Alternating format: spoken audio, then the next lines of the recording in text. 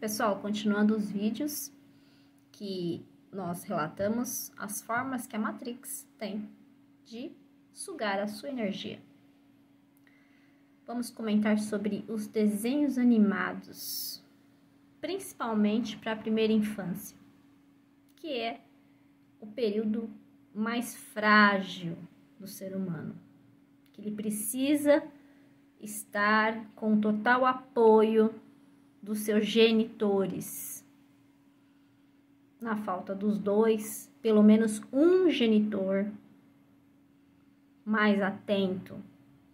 Só lembrando que estamos numa guerra entre os gêneros, entre a família, e que a primeira coisa que aconteceu nessa mudança social foi a parte de ignorar essa primeira infância.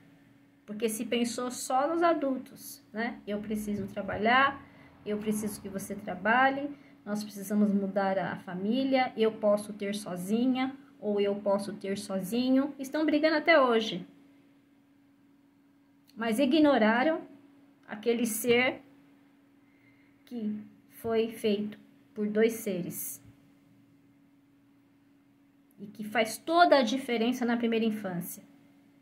Então, quando a gente fala de desenho animado, alguém precisa estar monitorando aquela criança quando ela vai assistir o desenho animado. Quem? Né? Com essa mudança toda, tá difícil de achar o responsável, né? Mas, enfim, fica aqui a reflexão. Por que muitas discussões entram em traves? Porque há problemas de raiz na primeira infância. Então, os desenhos também são da Matrix? Claro que são.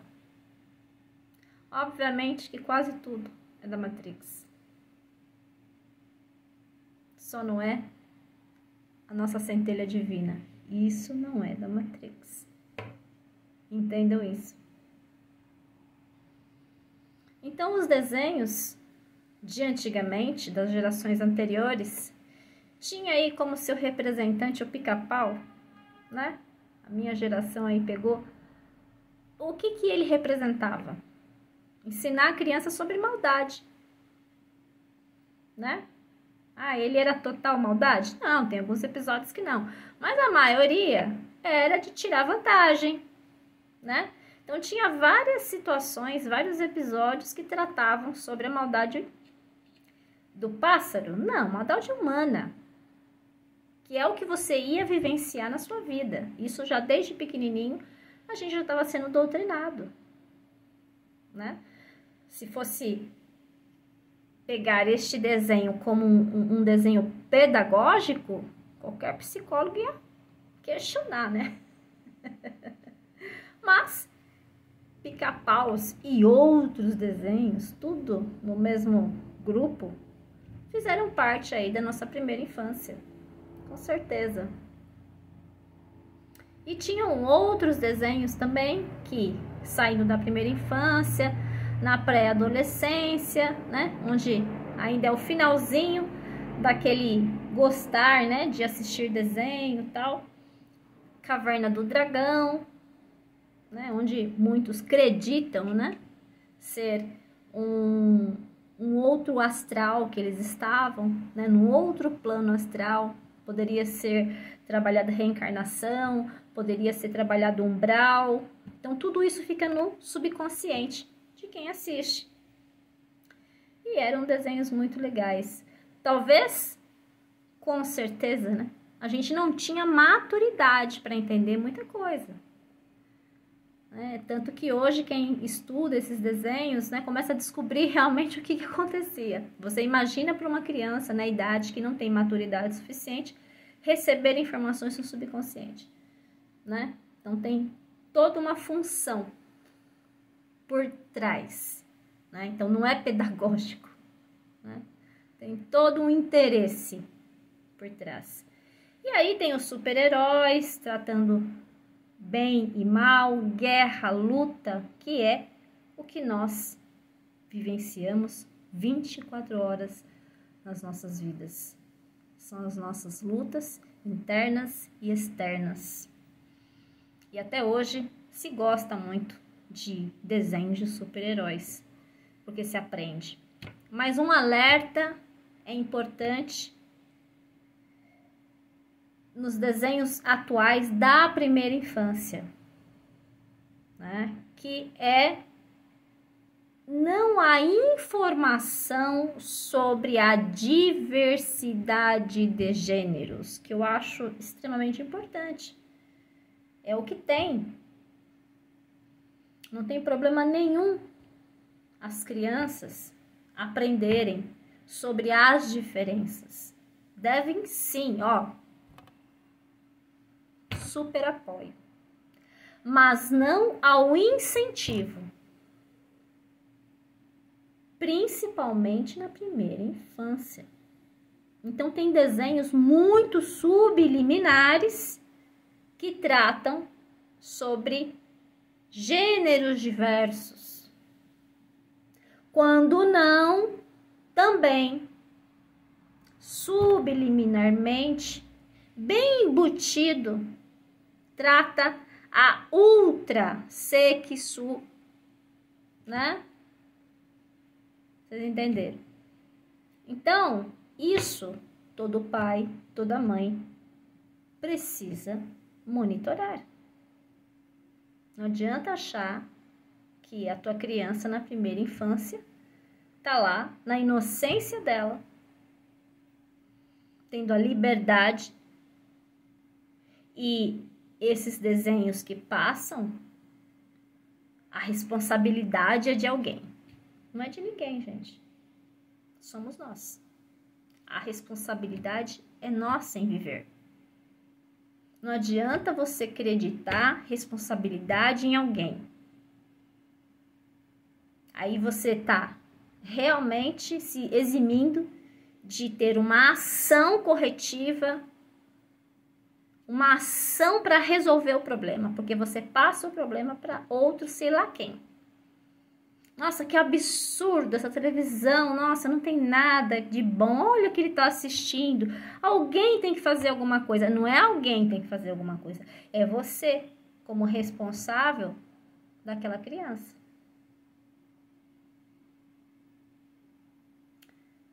Hoje temos o que? A internet mais aberta ainda que uma TV antiga, que tinha os canais, tinha os horários específicos. Então, como vocês controlam o que suas crianças veem?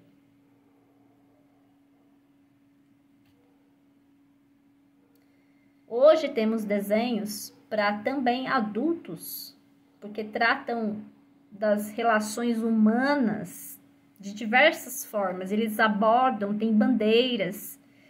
E é muito bacana, porque não fica tão pesado por ser um desenho animado, né? Mas ao mesmo tempo trazem questões lá não tão embutidas, mas declaradas, que nós adultos gostamos e jovens assistem.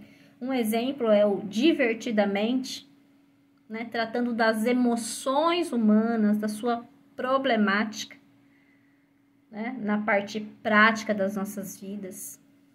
Não deixa de ser um desenho, mas olha do que trata, né? Mas isso é uma outra faixa etária. A preocupação é os desenhos que doutrinam os pequenos que ainda não possuem maturidade para saber o certo e errado. E que eles invadem as suas casas, não perguntando que tipo de fé a família professa, que tipo de cultura, que tipo de liberalidade a família tem. Simplesmente atravessam tudo. Essa é a Matrix. Prazer em conhecer. Ou sempre um desprazer, né, pessoal? Então, quem achava que desenho era inocente, não tem nada de inocente. Nunca foi. E nunca será. Até que no mundo justo, num mundo voltado à educação, tenhamos profissionais, pedagogos, pessoas que realmente possam fazer parte da criação desse tipo de programação. Mas isso estou falando de um outro mundo. O nosso é bem mais primitivo, bem mais controlado, bem mais superficial. Pegando o gancho dos desenhos, vou emendar num assunto também, já que estamos falando dos pequenos, faz parte do que já retratei aqui sobre responsabilidade. Então, quando você estiver se relacionando com o seu parceiro, pergunte primeiro se vocês têm condição financeira para ter um ser, né? Para dar o básico do básico. Essa é a primeira pergunta quando alguém pensa em gestacionar, em gerar um novo ser. E a segunda, se vocês têm maturidade suficiente para ser responsável por outro ser. Porque essa falta de responsabilidade está muito gritante nos dias de hoje. E olha que o número de filhos diminuiu, mas a irresponsabilidade não diminui. A ausência só aumenta. Então, façam a pergunta para vocês mesmos, tanto mães, futuras mães, quanto futuros pais. Eu tenho responsabilidade suficiente para trazer um ser aqui para a Terra? Porque este ser, na primeira infância dele, ele é dependente. A sua biologia é extremamente dependente dos seus genitores. Então, que vocês se façam essa pergunta, para que este contínuo, rápido, sequé de pequenos, que é uma taxa absurda de gigante por ano, vocês sabem para quê? Todos nós sabemos para quê. E ainda assim, a paz, que principalmente na primeira infância,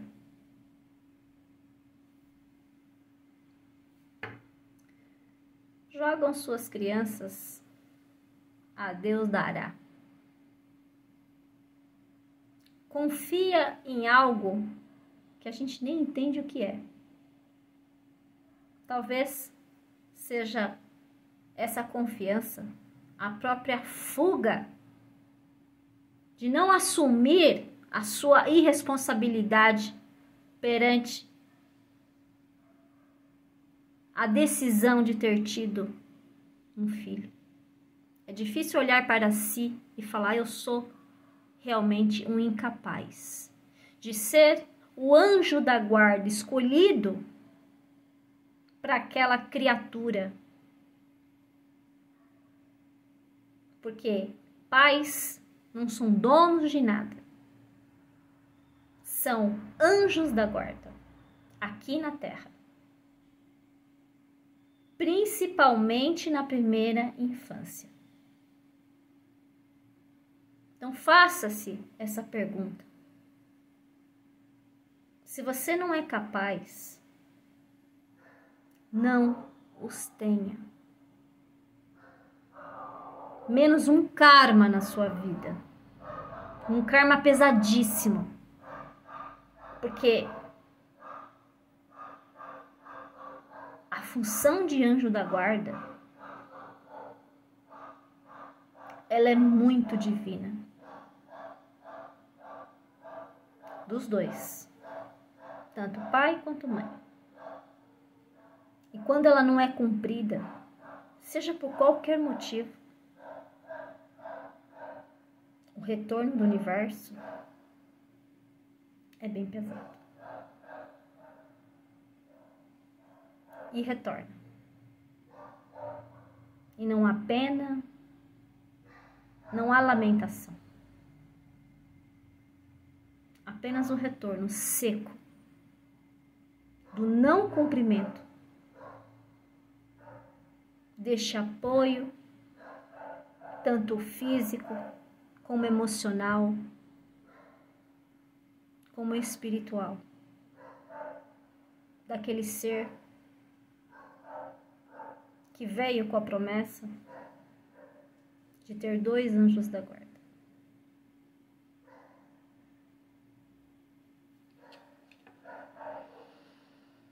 Sabedoria, luz e justiça no seu caminho.